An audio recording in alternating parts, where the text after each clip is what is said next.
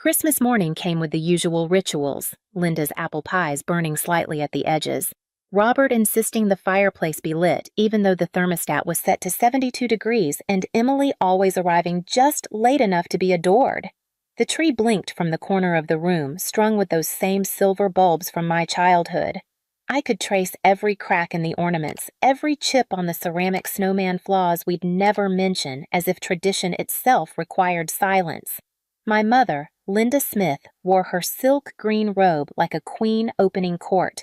She was glowing cheeks pink, smile wide. In her hand, a small silver-wrapped box with velvet ribbon. She turned to Emily, my younger sister by 2 years, and their only child in spirit, if not by blood. "Open it." Linda beamed. Emily Jones, with her flawless ponytail and cream-colored sweater, gave one of her signature gasps before she even touched the ribbon. That was her gift to the performance. She'd been doing it since we were kids, like life itself was a Hallmark audition. She peeled the paper back slowly, savoring the moment. Inside, a gold house key nestled in a satin box. Emily squealed. I could already feel my father's proud grin forming before I looked. "We bought her a house," Linda said, voice catching like she'd just announced a miracle. Emily threw her arms around both of them. I smiled, not from joy, from muscle memory. Then Linda turned to me, eyes, soft voice low. "You'll understand someday," she said, but I already did. My gift was a plain envelope unmarked placed quietly into my lap by Robert, my father. No ceremony, no applause, just the sound of paper brushing fabric and a silence thick enough to burn through velvet and ribbon alike.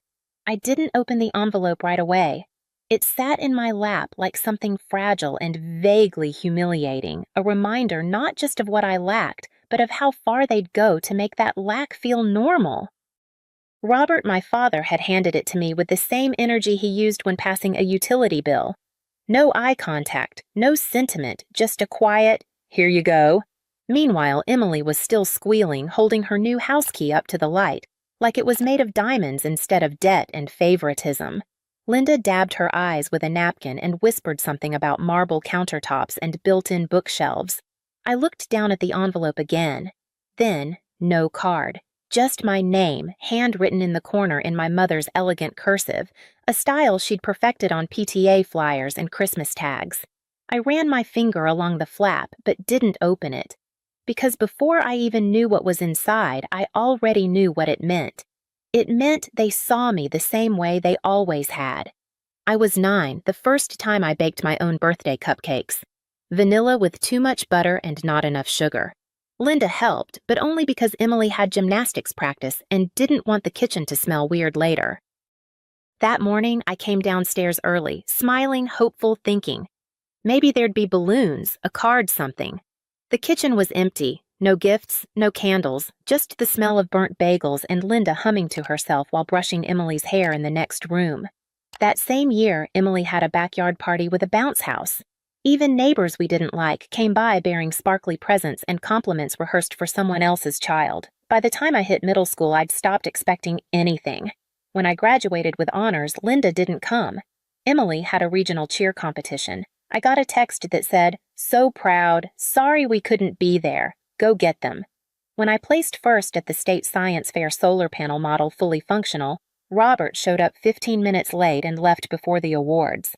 He had a tennis match with someone important. The following week, when Emily landed a 30-second yogurt commercial, they threw a dinner party. Wine framed the product shot like it was a Pulitzer. There was a moment I go back to more than I should. Senior year academic awards night. I had worked hard, brutally hard, juggled 2 part-time jobs, maintained a 4.0 GPA, wrote papers until my fingers cramped and my eyes blurred. They called my name for the top scholarship in front of a packed auditorium. I walked on stage, scanned the crowd, and there she was. Linda, front row, not clapping, just scrolling on her phone. When I stepped down with the certificate still warm in my hands, she looked up and said loud enough for the parents nearby to hear, "Well, at least she's good at something." That one sentence sliced through the applause like a serrated knife. Even now, I can still hear it. I used to wonder if I was imagining it all, if I was just the bitter child in the shadow of a shinier sibling. But favoritism doesn't whisper, it carves. It carves itself into holidays and dinners and all the moments where love is supposed to be loudest. That morning, watching Emily hold a house key while I held a lifeless envelope, I stopped wondering. I knew exactly where I stood, and I knew something else, too. This wasn't the moment to speak. Not yet, but it was coming. I opened the envelope with the same care you'd give a wound you already know will scar. There was only one sheet inside. No letter, no message, just a print out of a job listing an admin assistant role at a regional insurance office. Entry-level hourly, near the bottom in ink that was unmistakably Robert's sharp block letters. All pressure and control he'd scrolled. Thought this might be more your speed. I stared at the page without blinking my fingers cold. No one noticed. Emily was still talking about sliding glass doors and that cozy breakfast nook. Linda was already refilling her coffee. I let the paper fall back into the envelope, folded it twice, then slid it under my leg, not to hide it, just to end it. The room was full of noise, but none of it reached me. All I could hear was the sound of that envelope scraping against itself, thin paper, over thin paper, like something whispering that I would never belong here the way she did. They hadn't given me less because they forgot. They gave me less because they believed I needed less because I'd always figured it out. Paid my own rent, packed my own boxes, picked up the phone myself when the school nurse called. And I think that's what stung most. Not the insult, but the absolute confidence with which they delivered it. They weren't being cruel. They were being consistent. I hadn't planned on coming back. But guilt has a way of disguising itself as duty, especially when your mother calls twice in 1 week using words like your father and hurt and can't lift boxes without help. It wasn't the request that got me. It was the tone. That syrupy kind of concern layered over unspoken accusation, as if refusing would mean I was cold or selfish, as if decades of quiet dismissal could be wiped clean by one favor on a Saturday. So I said yes. I drove the 4 hours home, parked in the same driveway Robert still edged with a ruler and hedge clippers, and stepped into a house that smelled exactly like it always had: citrus polish, overcooked pot roast, and the faint hint of something burning that no one acknowledged. Emily wasn't there. "She's busy," Linda said with a sigh that somehow made it sound like her absence was my fault. I smiled, nodded, said the right things. By Saturday evening, we'd completed the checklist, helped Robert lift storage bins in the garage, listened to Linda complain about Emily's boyfriend, endured a dinner where every topic circled back to beach house renovations. By 10 p.m., I couldn't sleep. The guest room, the one I used to call mine, still had my old track trophies on the shelf like proof I'd been there once. But the walls felt tighter now, like they remembered how many words I'd swallowed inside them. I wandered barefoot and quiet. The door to Robert's office was slightly ajar. That alone was strange. He guarded the room like a vault, lights off, blinds down, locked drawers, passwords on everything, and yet there it was open. The safe was tucked behind the file cabinet, small and gray, but unmistakably his. And for the first time in my life, the door hung loose. I should have closed it and walked away. I should have assumed it was a mistake. But something held me there, some small tug in my gut that said, "What do they keep locked from you that Emily already knows?" I knelt slowly, carefully. Inside were rows of manila folders, all perfectly labeled. Tax returns, property deeds, bank statements, some familiar, some new. I flipped through them in silence. Then I found it. A sealed envelope, plain white on the front in Robert's handwriting, to be opened upon death. My hands went still. Then I opened it. Inside a will. Not the one I remembered from years ago, the one they made a show of presenting at the dinner table when Emily turned 21, where everything was split evenly. This one was different. My name came first. Next to it, a parcel number, a property I'd never heard them mention.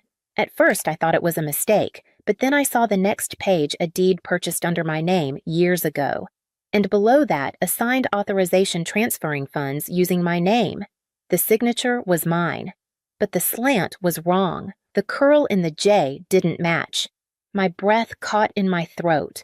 Someone had signed for me. And based on the bank activity attached, it hadn't just happened once. My name had been used. My identity moved around like furniture in a room I wasn't allowed to enter. I sat there under the soft buzz of the desk lamp trying to piece it together. It wasn't just that they had kept something from me. It was that they had built a second narrative and written me into it without my consent. I didn't say anything that weekend. At breakfast the next morning, Linda poured my coffee with her usual performative cheer, asked if I'd found a real job yet, then launched into a story about Emily's new blog idea, something about wellness branding and authentic influence. Robert barely looked up from his toast. I smiled, nodded, played the role they'd written for me years ago. By noon, I was packed and back on the road, citing work obligations I didn't bother to fabricate. The moment I got home, I pulled my credit reports, every account under my name, every flag I had ignored. It didn't take long. The house, the one they'd tucked under layers of silence, was real. Purchased 6 years ago, funded through a trust tied to my Social Security number. The address matched to the parcel on the deed I'd found in the safe. But that was only the beginning. What followed was an increasingly tangled web of financial activity.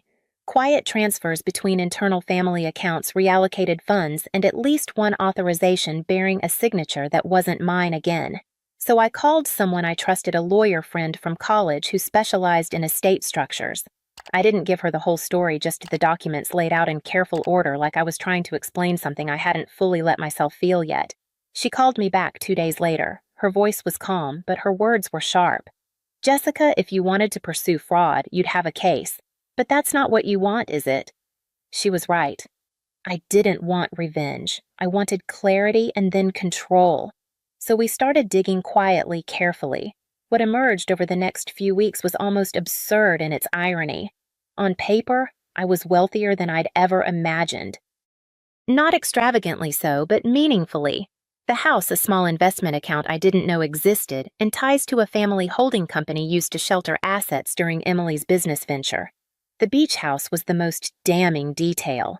That house, their pride, their retreat, their legacy had been mortgaged in secret 3 years prior to fund Emily's failed cosmetics line. They'd tried to fix it quietly. Robert likely believed he could repay it before the bank came knocking, but he couldn't. By the time I found the deed, the house was already flagged for auction. And that's where it got interesting, because I bought it not directly, not as Jessica Smith. I set up a shell LLC, used my lawyer as a proxy, and submitted the purchase anonymously through a holding agent. It was legal, clean, undeniable. The paperwork took weeks. But when it was done, I sat there with a deed in my hands. And for the first time in my life, I owned something they wanted. It wasn't about the house. It was about history, about breaking the cycle, about making it clear that I had seen every inch of their neglect and I'd chosen for once not to absorb it. They still didn't know. Linda kept texting about Christmas, asking if I'd be home, if I could bring wine, if I'd heard about Emily's new boyfriend. Robert emailed me a job listing with the subject line, "Something with stability," and I said nothing because silence when it's yours isn't weakness. It's power waiting for the right moment. And that moment was coming. Christmas came again, as it always did. Same wreath on the front door. Same chipped snowman mugs in the kitchen. The same fireplace burning just hot enough to make the air feel dry but not warm. It was all so familiar. It felt fake. Emily was already there, dressed in a new wool set and hugging herself like the room owed her applause. Robert stood by the mantel with his usual mug of coffee eyes, scanning the room like he was doing inventory. Linda floated in and out, humming carols off-key and asking no one in particular if the apple pies were done enough. I placed my gift under the tree without a word. Plain white box, no ribbon, no glitter, no tag, just wait. We went through the morning motions. Emily opened a designer scarf and gasped on cue. Linda cried. Robert chuckled. There was a toast to new chapters in dream homes. I nodded, sipped coffee, waited, and then it was my turn. I handed the box to Robert gently, like it might break. He lifted it with both hands, surprised by how light it was. Smiled like he already knew it was nothing important. Emily giggled. "Probably socks," she said. Robert opened it slowly, not because he was cautious, but because he was indifferent. He peeled back the lid, saw the envelope sealed in wax. For a moment he hesitated, then broke the seal and unfolded the papers inside. His face didn't change at first, just a tightening around the eyes. Then the color drained. He read the first page again slower. The notarized deed. My name, the property, the beach house. Then the second page, the forged signature, the legal warning from my attorney. His hand trembled just slightly. Linda leaned over his shoulder. She was still smiling when her eyes caught the bolded words near the top of the document. That smile faded like breath on glass. She turned to me. Jessica, what is this? I met her eyes calm. It's exactly what it looks like. She blinked. Robert didn't speak, not one word. Linda looked back down at the paper, then at him. Her mouth opened closed, then opened again. You didn't tell me. It wasn't a question. Her voice cracked. Not loudly, not theatrically. It broke the way bones do clean irreversible. Emily clutched her scarf tighter as if it could shield her. She glanced around confused. No one explained. No one moved. The silence in the room thickened dense and slow, like syrup spilled across the carpet uncleanable. I stood up slowly, smoothing the hem of my sweater, and said it lightly like I was thanking them for eggs and coffee. I won't be sharing the beach house. Not this time. There was no reply. Not even a nod, just the sound of paper shifting in Robert's hands as he tried and failed to make the words mean something else. Linda took a step back from him like space might soften the betrayal. Her gaze darted between the papers and his face. And in that moment, I realized it wasn't just the truth I had delivered. It was the end of a performance they'd rehearsed for years, and the only person who hadn't missed their cue was me. No one spoke. Not for a long time. Robert sat perfectly still, holding the documents like they might disintegrate if he moved too fast. His fingers had stopped trembling. Now they were just locked in place, white-knuckled, unmoving. Linda stood beside him, frozen mid-step, her face caught between disbelief and something worse, realization. She wasn't angry yet. Anger takes energy. What I saw in her was the quiet devastation that only comes when a story you've built your entire life around finally breaks in half, and you're holding the pieces with no idea how to put them back. Emily hadn't said a word. She was clutching her new scarf with both hands like a child gripping a stuffed toy during a thunderstorm. She looked from face to face, blinking as though someone had started speaking in a language she didn't know.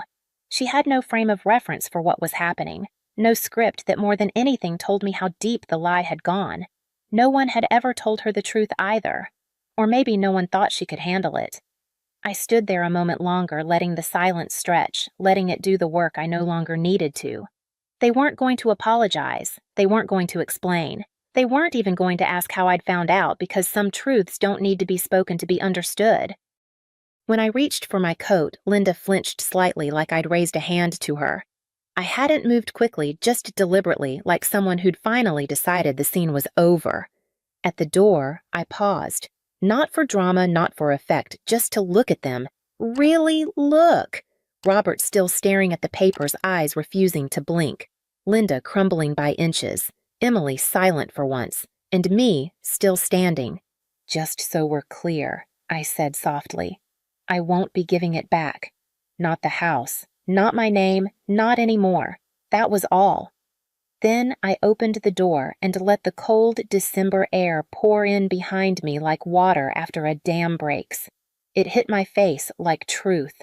Sharp, honest, clean. By evening, the snow had started. Soft, steady flakes drifted down in the kind of silence only winter understands, where the air doesn't just fall quiet, it settles. Every sound dulled, every edge softened. I sat in an old armchair near the window of the beach house. My beach house. A blanket around my shoulders, coffee cooling slowly beside me. No music, no voices, just the faint creak of the wood as the wind moved across the siding. The place wasn't glamorous. It needed new floors. The chimney smoked when it shouldn't. The thermostat clicked 3 times before doing anything useful. But it was mine and no one had handed it to me. They never meant for me to have it. They'd tried to hide it, bury it in paperwork and assumptions, and the comfort of thinking I wouldn't look too closely, that I wouldn't ask questions, that I'd keep playing my role. The quiet one, the capable one. The girl who always cleaned up but never asked why the mess existed in the first place. I didn't feel triumphant. No part of this felt like victory. It felt like release, like finally exhaling after holding my breath for years without even realizing it. I thought for a moment about calling someone a friend, a voice outside the family, just to say it out loud what I'd done, what I'd uncovered, what I'd taken back. But I didn't. Some stories don't need witnesses. Some peace doesn't need applause. I didn't know if they'd reach out, if Linda would call voice heavy with half-truths and carefully timed regret, if Robert would send one of his articles clipped from the local paper pretending like nothing had happened, if Emily would send a meme like she always did, pretending we were still close. Maybe they would. Maybe not. I no longer cared. I wasn't angry. I wasn't looking for reconciliation. I'd drawn a line not in anger, but in survival, and this time I wasn't stepping back over it. The snow kept falling slow and certain. I watched it coat the railings, then the trees, then the edges of the beach. Funny thing is, now that I finally own the one thing they cherished most, I don't even want it. But I needed them to know I could take it. Just like they took pieces of me year by year, wrapped in silence, and called it love. If you've ever left a room and never looked back, just leave a single dot. I'll know you were here. Jessica learns a profound lesson about self-worth and agency through her journey of uncovering her parents' deceit. The favoritism shown to her sister Emily, culminating in the discovery of a forged signature and a hidden property in her name, reveals a lifetime of being undervalued. Instead of succumbing to resentment, Jessica chooses clarity over revenge, methodically reclaiming control by purchasing the beach house her parents cherished. This act isn't about material gain, but breaking a cycle of neglect and silence.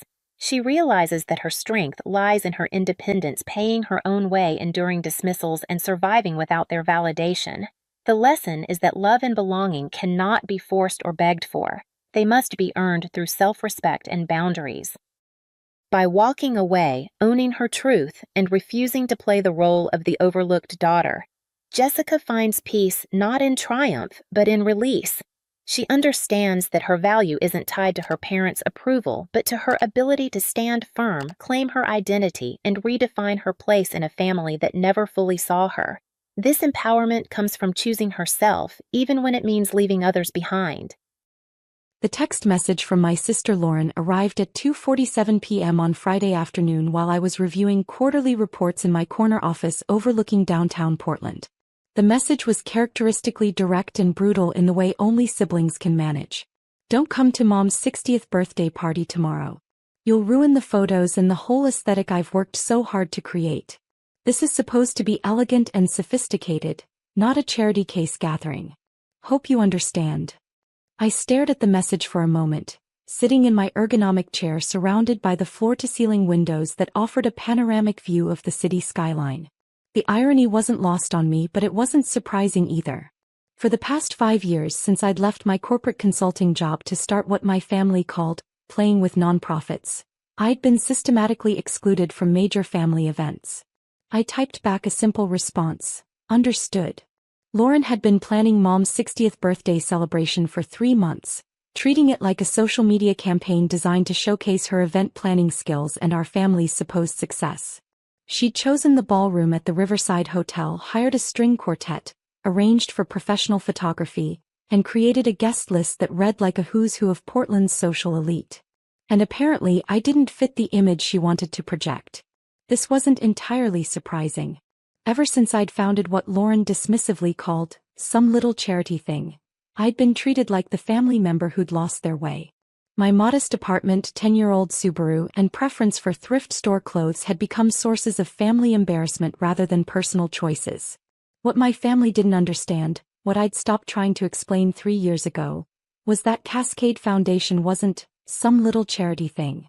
It was a $340 million philanthropic organization that had distributed grants to over 2,000 nonprofits across the Pacific Northwest, funded educational programs serving 50,000 low-income students annually, and established healthcare clinics in 12 underserved communities. But my family saw the modest lifestyle and assumed failure. I returned to my quarterly reports, which showed that Cascade Foundation had achieved a 23% increase in grant distribution efficiency and had successfully launched 4 major initiatives addressing homelessness, education inequality, food insecurity, and healthcare access in rural communities. The foundation's endowment had grown to $340 million through a combination of strategic investments and major donor development, making it one of the largest private foundations in the Pacific Northwest. At 4:47 p.m., my assistant knocked on my door. "Ms. Rodriguez, there's a call from Riverside Hotel's catering department. They say it's urgent." "I'm not catering any events," I said, puzzled. "They asked specifically for the account holder for the Rodriguez family celebration tomorrow." That got my attention. I'd been financially supporting my family's major events for years, though they'd never acknowledged it. My parents assumed the money came from some combination of family members pooling resources, never realizing that their failed daughter was quietly covering the costs of every birthday party, holiday celebration, and family vacation they'd enjoyed over the past 5 years. "Transfer the call," I said. "Ms. Rodriguez," the catering manager's voice was professionally concerned. "This is Janet Mills from Riverside Hotel Catering. We have a problem with tomorrow's event payment." "What kind of problem?" "The credit card on file has been declined, and when we called the backup payment method, we were told the account holder had canceled authorization for the event charges." I was quiet for a moment. When I'd set up the payment arrangements for Mom's party 3 months ago, I'd used Cascade Foundation's event management account, which Lauren and my parents assumed belonged to one of their friends or extended family members who'd volunteered to help with expenses. "Ms. Mills," I said carefully, "what was the total amount for the event?" $15,000 for the ballroom rental, catering for 80 guests, string quartet, floral arrangements, and professional photography. Ms. Lauren Rodriguez has been coordinating the details, but you're listed as the primary account holder and financial guarantor. "And the payment was declined?" "Yes, ma'am. About 30 minutes ago. We need to resolve this by 6 p.m. today or we'll have to cancel the event." I looked out at the city skyline, thinking about Mom's excitement for her 60th birthday party, the 80 guests who'd been invited, and Lauren's 3 months of planning. Then I thought about Lauren's text message telling me not to come because I'd ruin the photos. "Ms. Mills, please cancel all payment authorizations for the Rodriguez family event." "Cancel the authorizations?" "Yes. Remove all payment methods and cancel the event booking." "Ma'am, are you certain? This is a significant event scheduled for tomorrow evening." "I'm certain. Please send confirmation of the cancellation to this number." After ending the call, I returned to my quarterly reports. Cascade Foundation had a board meeting next week where we'd be approving $2.8 million in new grants for homeless services, educational programs, and rural healthcare initiatives. The work was demanding but fulfilling in ways my family had never understood. At 5:23 p.m., my phone started buzzing with calls from Lauren. I let them go to voicemail. At 5:31 p.m. Lauren called again. Then again at 5:34 p.m. At 5:38 p.m. she left her first voicemail. "Call me back immediately. There's some kind of problem with Mom's party payment." At 5:42 p.m. the second voicemail. "This isn't funny. The caterer says the payment was canceled." Who would cancel Mom's birthday party payment? At 5:47 p.m. the third voicemail with panic creeping into her voice. "The hotel says they're going to cancel everything if we don't resolve the payment by 6 p.m. I need to know who was supposed to pay for this." At 5:52 p.m., my phone rang with a call from Mom. "Sweetheart." Mom's voice was strained with worry. "Lauren says there's some confusion about tomorrow's party payment. Do you know anything about this?" "What kind of confusion, Mom?" "The hotel says the payment was canceled, but none of us canceled anything. Lauren's been calling everyone in the family trying to figure out who was supposed to pay. Maybe there was a miscommunication about who was handling the finances," I suggested. "But honey, this is catastrophic. 80 people are expecting to celebrate my birthday tomorrow night. The hotel, the caterer, the musicians, everything's been arranged. If we can't resolve this payment issue, we'll have to cancel everything." "That would be terrible," I agreed. Lauren is beside herself. She's been planning this for months, and now she's scrambling to find $15,000 to save the party. $15,000 that I had been prepared to pay, just like I'd paid for Dad's 55th birthday, Lauren's graduate school graduation party, And the family vacation to Hawaii last Christmas. Mom, I'm sure Lauren will figure something out. I hope so. I just don't understand how this could happen. At 5:58 p.m. with 2 minutes before the hotel's deadline, Lauren called me directly. Answer your phone, she said when I picked up. I've been trying to reach you for an hour. I was in meetings, I said. What's wrong? What's wrong? Her voice was pitched high with hysteria. Mom's birthday party is going to be cancelled because someone cancelled the payment authorization. 80 people, 3 months of planning, and now I have 2 minutes to come up with $15,000 or everything's ruined. That's terrible. How did this happen? I don't know. The hotel says the account holder cancelled the authorization, but I don't even know who the account holder was. Some family friend offered to help with costs months ago, and now they've apparently changed their mind. I was quiet, letting her continue. I've called everyone, Dad, Uncle Miguel, Aunt Carmen, all the cousins. Nobody knows who is paying for this, and nobody has $15,000 available on immediate notice. What are you going to do? I don't know, she screamed into the phone. This is a disaster. Mom's going to be humiliated when we have to call 80 people and tell them her party is cancelled. All because someone decided to cancel their financial support without telling anyone. Lauren, who did you think was paying for a $15,000 party? There was a pause. Some family friend. I assumed Dad had arranged something, or maybe Uncle Miguel's business contacts offered to help. These kinds of events require financial resources, and obviously our family doesn't have that kind of money available. Obviously, I said. Unless. Lauren's voice trailed off as a thought occurred to her. Unless what? Unless you know something about this payment situation. Another pause. Kate, you weren't, oh my God. The realization was dawning in her voice like sunrise breaking through storm clouds. Kate, were you paying for Mom's party? Why would you think that? Because you're the only family member I haven't called, and you're the only one who didn't seem surprised about this payment cancellation. I didn't respond. Kate, answer me. Were you the account holder who cancelled the payment authorization? Lauren, you told me not to come to the party because I'd ruin the photos and the aesthetic. Oh my God. Her voice came out as a whisper. Oh my God, you were paying for everything. I was. But how? You work for some nonprofit. You live in that tiny apartment. You drive a car that's older than my college degree.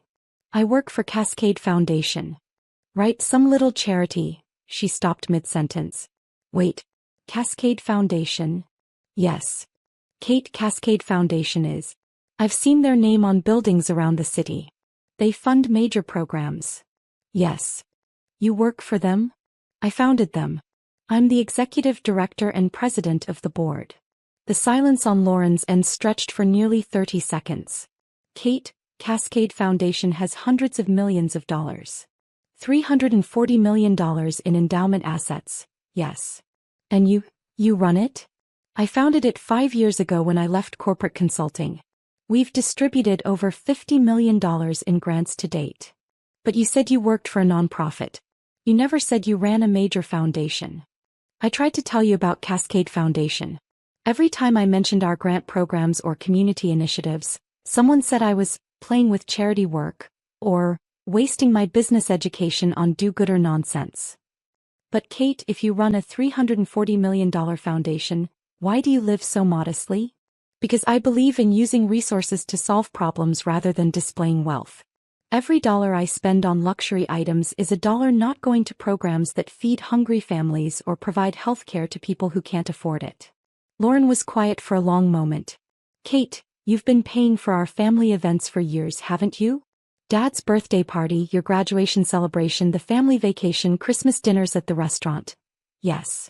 While we treated you like the unsuccessful family member. While you focused on appearances and assumed that modest living meant financial failure. Kate, I'm so sorry. I had no idea. You had no idea because you never asked. You saw my apartment and my car and my clothes and decided I was struggling financially. But why didn't you correct us? I thought about how to answer that question while looking out at the city skyline, where several buildings bore plaques acknowledging Cascade Foundation grants for community programs. Because I wanted to know that my family loved and accepted me regardless of my bank account, I said. If I'd led with, I run a $340 million foundation, Would your affection have been genuine or motivated by financial interest? Kate, we've been horrible to you. You've been focused on appearances and conventional markers of success. That's different from being horrible. No, it's not different. I literally told you not to come to Mom's birthday party because you'd ruin the aesthetic. Yes, you did. While you were paying for the entire party. Yes, I was. Lauren started crying. Kate, what can I do? How can I fix this? What do you want to fix? Everything. Our treatment of you, Mom's party, the way we've dismissed your work. I looked at my watch. 6:04 p.m. The hotel's payment deadline had passed. Lauren, the payment deadline has passed. Mom's party has been cancelled. Would you consider reinstating the payment? I know I don't deserve it, but Mom doesn't deserve to suffer because of my behavior.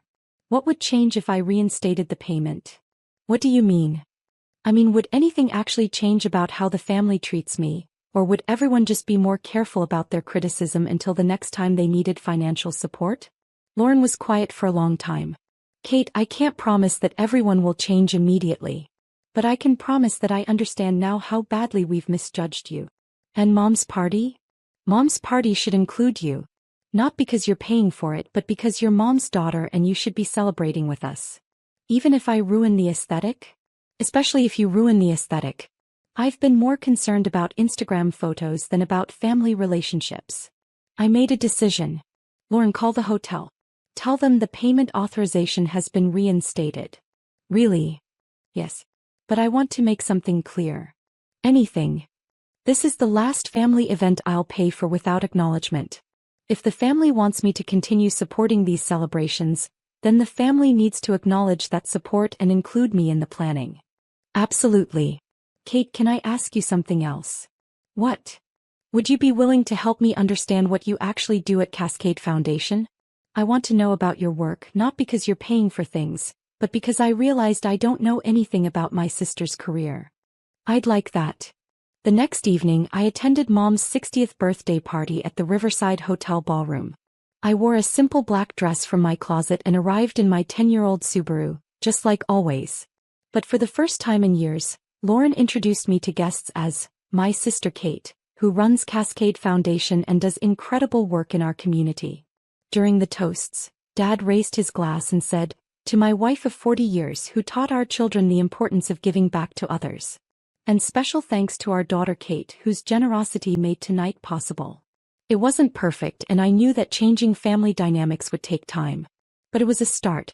After the party, as we stood in the hotel parking lot saying goodbye to guests, Mom pulled me aside. "Kate, Lauren told me about Cascade Foundation. About what you've built and what you do. I should have explained it better years ago." "No, honey. We should have asked better questions and listened more carefully to your answers." "Mom, I'm just glad we can move forward." "Kate, I want to ask you something and I want you to be honest with me." "Of course. Are you happy? With your work, your choices, the life you've built?" I thought about the question while looking back at the hotel ballroom, where the cleanup crew was breaking down the tables and packing up the flowers. 80 people had celebrated Mom's milestone birthday because I'd chosen to reinstate the payment authorization despite Lauren's hurtful text message. "Mom, I wake up every morning knowing that the foundation's work is helping solve problems that affect thousands of people," I said. "We're funding programs that feed hungry families, provide health care to people who can't afford it, and give educational opportunities to children who wouldn't have them otherwise." That sounds meaningful. It is. The financial success enables the foundation to do bigger projects and help more people. But the real satisfaction comes from knowing that the work makes a difference in people's lives. "And you don't mind living more modestly than you could afford?" "I don't mind at all. My apartment meets my needs, my car is reliable, and my clothes are comfortable. I'd rather use foundation resources to fund a new homeless shelter than buy a luxury car I don't need." Mom hugged me tightly. "I'm proud of you, Kate. Not because you paid for tonight's party, but because you've found work that matters to you and you've built something that helps other people." "Thank you, Mom. That means everything to me." 6 months later, our family dynamics had shifted significantly. Lauren had started volunteering with one of Cascade Foundation's education programs and was learning about nonprofit work firsthand. Dad had begun referring potential major donors to the foundation. Mom had joined our volunteer advisory committee. Most importantly, when planning family events, I was included from the beginning. Not as the anonymous financial backer, but as a family member whose presence was wanted and whose input was valued. At Easter dinner that spring, Lauren raised her wine glass for a toast. To family, she said, and to learning that the most important contributions aren't always the most visible ones. To Kate, Dad added, who taught us that success comes in many different forms. As we clinked glasses, I reflected on how much had changed since that Friday afternoon text message telling me not to come to Mom's party. Sometimes families need to learn the hard way that the quietest member might be the one holding everything together. And sometimes, if you're patient enough and committed enough, they eventually figure out that the person they've been dismissing is actually the person making their celebrations possible. The most meaningful recognition doesn't come from foundation boards or community awards. It comes from families who finally understand that love and support should never depend on appearances or conventional measures of success. And it comes from knowing that your work, whether visible or invisible, makes a difference in the lives of people who matter to you. A year later, when we planned Mom's 61st birthday party, Lauren and I worked together on every detail. Not because I was paying for it, but because she wanted her sister's input on celebrating our mother. The party was smaller, less expensive, and infinitely more meaningful because it was planned by family members who finally understood each other. Sometimes the best parties are the ones where everyone's invited, everyone contributes, and everyone understands that the real celebration isn't the event itself. It's the relationships that make the event worth having. The mahogany conference table at Williams Manufacturing gleamed under the fluorescent lights as I took my seat at the far end, closest to the door. It wasn't an accident that I'd been placed there. For the past 3 years since grandfather's death, I'd occupied the least important chair in what had once been our family boardroom. Uncle Robert sat at the head of the table, occupying grandfather's former position as CEO of Williams Manufacturing, the industrial equipment company that had supported our family for 4 generations. My cousin Bradley sat to his right, having been named Vice President of Operations despite having graduated business school just 18 months ago. Today's board meeting will address the company's expansion into the Southeast markets, Uncle Robert announced to the 12 family members and outside investors assembled around the table. Bradley has prepared a comprehensive analysis of our growth opportunities. I kept my eyes on my notepad, sketching geometric patterns while half listening to the familiar dynamics of family business politics. Before we begin, Bradley said, standing up with the confidence of someone who'd never doubted his place in the family hierarchy, I think we need to address the elephant in the room. He looked directly at me. Emma's continued presence at these board meetings is becoming problematic, Bradley continued. She doesn't understand manufacturing operations, has no relevant business experience, and frankly her questions during meetings demonstrate a fundamental lack of comprehension about how industrial companies operate. Murmurs of agreement rippled around the table. My Aunt Patricia nodded vigorously. My Uncle James looked uncomfortable but didn't disagree. Bradley makes a valid point, Uncle Robert said, adjusting his tie. Emma, I know grandfather included you in his will as a minor shareholder, but board meetings involve complex business decisions that require industry expertise. Family business is above your level, Bradley declared, his voice carrying the theatrical authority he'd learned in his MBA program. Manufacturing operations, supply chain management, industrial sales, these aren't areas where you can contribute meaningfully. Everyone agreed, some nodding, others murmuring approval. Even my own mother, sitting 3 seats away, looked apologetic but didn't contradict her nephew. You work for some consulting firm, Bradley continued, doing project management or administrative support. That's fine work, but it doesn't qualify you to participate in strategic decisions about a $400 million manufacturing company. I nodded quietly, continuing to sketch on my notepad. The patterns were becoming more complex, interlocking circles that formed larger geometric shapes. Furthermore, Uncle Robert added, Emma's 4% shareholding, while generous of your grandfather, doesn't justify taking up space at board meetings where we need to make efficient decisions. I think what everyone's trying to say, Aunt Patricia said with false gentleness, is that maybe it's time for Emma to consider selling her shares back to the family. We could offer fair market value and she could invest the money in something more appropriate for her situation. Like a nice mutual fund, Bradley suggested with barely concealed condescension. Something that doesn't require understanding complex business operations. The conversation continued around me, various family members discussing the logistics of buying out my grandfather's misguided generosity in leaving me shares of a company I supposedly couldn't understand. I finished my geometric sketch and opened my briefcase, withdrawing a manila folder that had been sitting beside my chair throughout the entire meeting. Actually, I said, placing the folder on the table in front of me, before we discuss my shareholding situation, there's something everyone should know. Emma, Uncle Robert said impatiently, we're trying to have a serious business discussion. This is a serious business discussion, I said, opening the folder and removing a document. Phoenix Holdings just acquired the entire company. The room went silent. What did you say? Bradley's voice came out as a whisper. I placed the acquisition documents on the table where everyone could see them. Phoenix Holdings completed the acquisition of Williams Manufacturing 3 days ago. The transaction was finalized yesterday afternoon. Uncle Robert was staring at the papers like they might be written in a foreign language. Emma, that's impossible. No one has made an acquisition offer. Phoenix Holdings has been acquiring shares through private transactions for the past 18 months, I explained calmly. We now own 73% of Williams Manufacturing, giving us controlling interest and full operational authority. Bradley's hands started shaking as he reached for the documents. This can't be legal. We would have known if someone was buying company shares. All transactions were conducted through registered brokers and properly reported to the SEC, I said. The documentation is in perfect order. Aunt Patricia was reading over Bradley's shoulder, her face growing pale. Emma, these documents show Phoenix Holdings as a private equity firm based in Delaware. Correct. But who owns Phoenix Holdings? Uncle Robert demanded. I removed another document from my folder. Phoenix Holdings is a wholly owned subsidiary of Meridian Capital Group, which I founded 4 years ago. The silence that followed was so complete I could hear the air conditioning cycling on. You founded. Uncle Robert couldn't finish the sentence. Meridian Capital Group, I confirmed. We're a private equity firm specializing in manufacturing and industrial operations acquisitions. Williams Manufacturing is our 12th portfolio company. Bradley was staring at me like I'd grown a second head. Emma, you work for a consulting firm.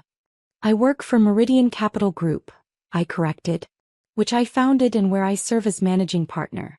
The consulting work you've been dismissing is private equity analysis and acquisition strategy. Mom found her voice.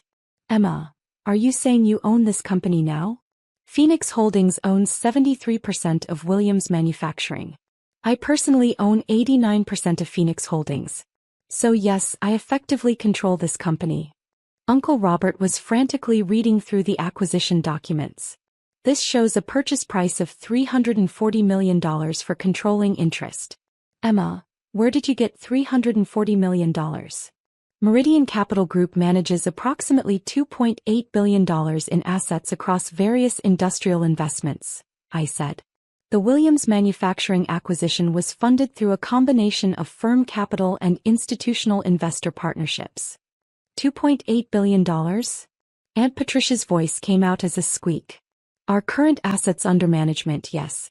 We focus on acquiring underperforming manufacturing companies and optimizing their operations for improved market performance. Bradley was still holding the acquisition papers, his hands visibly trembling. But Emma, this means you've been planning to buy out the family business while sitting in our board meetings.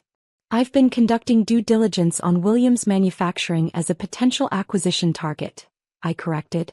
Your board meetings provided valuable insight into management decision-making and operational efficiency. You were spying on us, Uncle Robert accused. I was attending board meetings as a legitimate shareholder while also analyzing the company's investment potential. There's no conflict of interest in thorough due diligence. The room erupted in confused voices, everyone talking at once, asking questions, demanding explanations. Quiet! Uncle Robert shouted and the room fell silent. Emma, explain this situation immediately. Meridian Capital Group identifies manufacturing companies with strong fundamentals but inefficient management, I said. Williams Manufacturing fit our acquisition criteria perfectly. Excellent facilities, skilled workforce, established customer relationships, but declining market share due to poor strategic decision-making. Poor strategic decision-making? Bradley's voice cracked slightly. The Southeast expansion plan you were about to present, for example. Our analysis shows it would cost $47 million and likely result in market share losses due to established competitors and supply chain inefficiencies. But I spent 6 months developing that expansion strategy, Bradley protested. I know. I've been reviewing all internal strategic documents as part of our due diligence process. Uncle Robert was reading more of the acquisition paperwork. Emma, this shows that Phoenix Holdings already controls the board of directors. As of yesterday, yes. Controlling shareholding gives us authority to reconstitute the board and management structure. Meaning what exactly? I removed another document from my folder. Meaning that effective immediately, Williams Manufacturing will operate under new management appointed by Phoenix Holdings. And what happens to current management? Aunt Patricia asked, though her expression suggested she already knew the answer. Uncle Robert, Bradley, and the current senior management team will receive generous severance packages, I said. Phoenix Holdings typically provides 6 months' salary plus healthcare benefits to displaced executives. Displaced executives? Uncle Robert's face was turning red. Emma, this is our family business. For generations of Williams family leadership. Which is precisely why the company has been declining, I said gently. Family businesses often struggle with professional management practices. Nepotism, resistance to change, emotional decision-making, these are common challenges in family-controlled companies. You're firing the entire family from our own company? Bradley asked incredulously. I'm implementing professional management practices that will improve operational efficiency and market competitiveness, I corrected. Some family members may be retained in appropriate roles based on qualifications rather than family relationships. Mom was staring at me in shock. Emma, how long have you been planning this? Meridian Capital Group identified Williams Manufacturing as an acquisition target 14 months ago. We've been building our position gradually to minimize market disruption. While attending our board meetings and pretending to be just another family member, Uncle James said bitterly. While fulfilling my obligations as a shareholder and simultaneously conducting professional investment analysis, I said. Both roles were legitimate. Uncle Robert stood up abruptly, his chair scraping against the floor. Emma, I forbid this acquisition. As CEO of Williams Manufacturing, I reject Phoenix Holdings' takeover attempt. Uncle Robert, you're no longer CEO of Williams Manufacturing, I said calmly. Phoenix Holdings' controlling interest gives us full authority over corporate governance and management appointments. This is illegal, Bradley declared. We'll file lawsuits, challenge the acquisition, force you to reverse these transactions. All acquisition activities were conducted in full compliance with SEC regulations and corporate law, I said. Our legal team includes specialists in private equity transactions and manufacturing industry acquisitions. The documentation has been thoroughly vetted. Aunt Patricia was crying quietly. Emma, this company is our family's legacy. Your grandfather built this business from nothing. Which is exactly why I want to save it, I said. Under current management, Williams Manufacturing was headed for bankruptcy within 3 years. Market share declining, operational costs increasing, strategic planning inadequate for competitive pressures. You're destroying 4 generations of family business, Uncle Robert said, his voice thick with emotion. I'm preserving 4 generations of family business by implementing management practices that will ensure its survival, I corrected. The room fell silent as everyone processed the magnitude of what had just happened. Finally, Bradley spoke. Emma, what happens now? Phoenix Holdings will immediately implement operational improvements. Updated equipment, streamlined production processes, enhanced quality control, expanded customer development, I said. We expect to increase revenue by 35% and profit margins by 22% within 18 months. And what about us? Mom asked quietly. Family members who want to continue working for Williams Manufacturing can apply for positions based on their qualifications, I said. Uncle James has excellent engineering expertise that would be valuable in our operations improvement initiative. Apply for positions? Uncle Robert's voice cracked. In our own family company? In a professionally managed manufacturing company that happens to have been founded by our family, I corrected. Emma, Bradley said, his earlier arrogance completely gone, I need to ask you something. What's that? When you said family business was above my level, were you right? I looked at my cousin who had spent the past hour lecturing me about my lack of business understanding while I controlled the acquisition of his family's company. Bradley, you have potential, I said. Your MBA education provides good theoretical foundation. But you need practical experience in manufacturing operations before you're ready for senior management responsibilities. Meaning Phoenix Holdings would be willing to offer you an entry-level position in our operations management training program. You could learn manufacturing from the ground up while earning your place in company leadership. An entry-level position? Bradley's voice was barely audible. With performance-based advancement opportunities. If you demonstrate competence and leadership capability, there's no reason you couldn't eventually manage significant operations. Uncle Robert sat back down heavily. Emma, I have one question. What's that? Are you happy? Destroying your family's legacy to prove some point about business competence. I looked around the conference room at 12 family members who were processing the reality that their incompetent relative had just acquired their family business. Uncle Robert, I'm not destroying anything.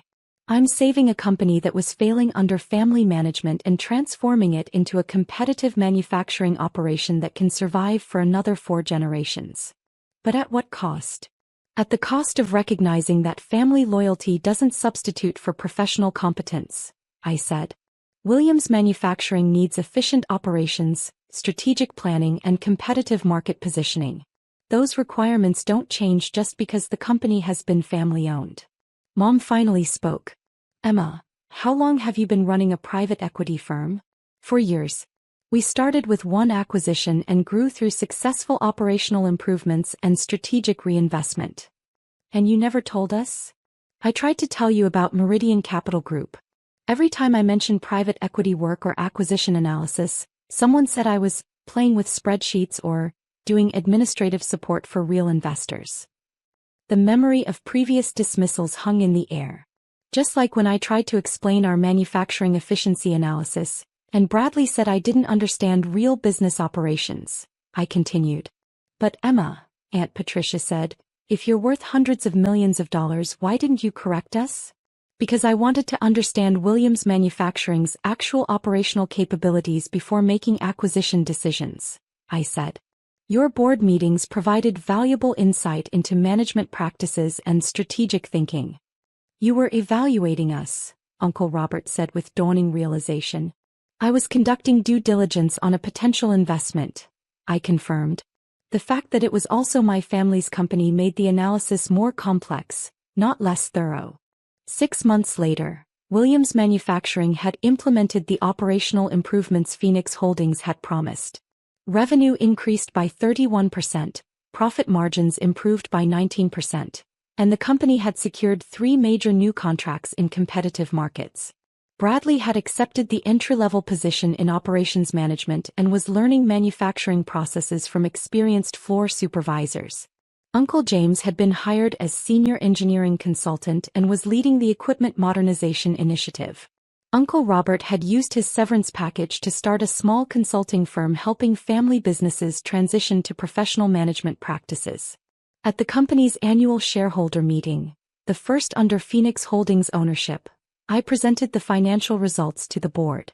Williams Manufacturing has achieved operational metrics that exceed projections for efficiency, quality, and customer satisfaction, I reported. The company is positioned for sustainable growth and market expansion. Bradley raised his hand. Emma, can I ask you something? Of course. Do you think the family business is still above my level? I smiled, looking at my cousin who had spent 6 months learning manufacturing operations from the ground up instead of relying on MBA theory and family connections. Bradley, I think you're beginning to understand what family business really requires. Respect for the work, commitment to excellence, and willingness to earn your position through competence rather than inheritance. Does that mean I might eventually manage operations? It means you're learning what management actually involves, I said. Whether you eventually manage operations depends on whether you continue developing the skills and judgment that effective leadership requires. After the meeting, Uncle Robert approached me in the parking lot.